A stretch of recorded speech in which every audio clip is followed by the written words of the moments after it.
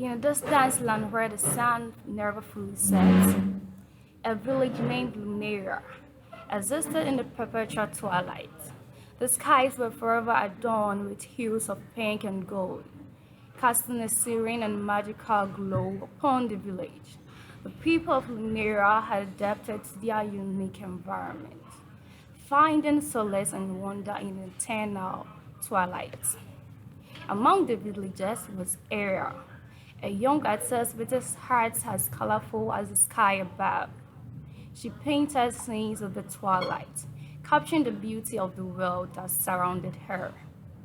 Ariel had always believed that the twilight was a metaphor for her, a delicate balance between light and darkness, a constant reminder of hope even in the face of the uncertainty. One day, as shadows threatened to engulf the village and plunge it into eternal night, Ariel took it upon herself to preserve the delicate equilibrium. She embarked on a journey to find the mythical starflower, a rare and a mythical plant believed to hold the power of maintain the perpetual twilight. Through dense forests and across shining lakes, she ventured, guided by her unwavering determination and the whispers of the twilight. Finally, deep within the heart of an ancient grove, she discovered the elusive starflower. Its petals shimmered like stardust, radiating a soft, soothing light. Ariel carefully brought the starflower back to the luminaria and planted it into a village square.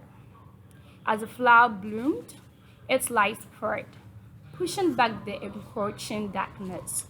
The eternal twilight was saved, and the village rejoiced in its continued existence, forever bathed in the enchanting embrace of the perpetual twilight.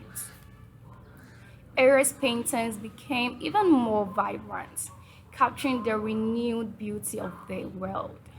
She realized that, just like the twilight, life was a delicate balance, and even in the darkness of times, a glimmer of light could lead the way to a brighter tomorrow.